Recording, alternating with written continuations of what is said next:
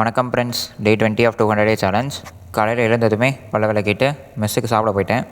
மெஸ்ஸில் idli kesari combo இருந்துச்சு. சாட்டர்டேனா காலையில் boiled egg இருக்கும், அதையும் சாப்பிட்டேன். நுரை ததும்ப ததும்ப ஒரு காஃபியை போட்டேன். வாங்க ஃப்ரெண்ட்ஸ், நுரை ததும்ப ததும்ப ஒரு காஃபியை போடுவோம். கிளாஸ் இல்லைன்றதுனால கொஞ்சம் நேரம் உட்காந்து படித்தேன்.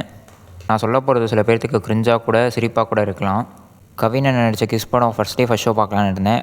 ஆனால் என்னால் முடியல, வாலண்டியரிங் வேலை இருந்ததுனால கிளம்பி மேட்னி ஷோக்கு போயிட்டேன். 2019 கரெக்டாக என்னோடய வேலையெல்லாம் முடிச்சுட்டு டான்னு 9 மணிக்கு வந்து டிவி முன்னாடி உட்காந்துருவேன். பிக் பாஸ் பார்க்குறதுக்காக ஆன்னு வாயை பொழந்துருவேன். ஏன் பிடிக்கும் எதுக்கு பிடிக்கும்லாம் தெரியாது, சும்மா பார்க்க ஆரம்பித்தேன். போக போக என்னோட பேரை வச்சுட்டு ஒரு நல்ல மனசோட ஃப்ரெண்ட்ஸோட ஜாலியாக சிரித்து ஜாலியாக என்ஜாய் பண்ணிவிட்டு இப்படியாவது ஜெயிச்சிடணும் அப்படின்ற கோலோட என்னோடய ரிஃப்ளெக்ஷனே பார்த்த மாதிரி இருந்துச்சு டிவியில்.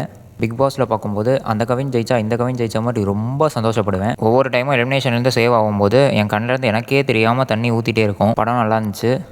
உங்களுக்கு லவ் பிடிக்கும்னா இந்த படம் கண்டிப்பாக பிடிக்கும். கவினை பிடிக்கும்னா கண்டிப்பாக பிடிக்கும். டாகை வச்சு ஒரு விஷயம் இந்த படத்தில் சொல்லியிருப்பாங்க, அதுவும் சூப்பராக இருக்கும்.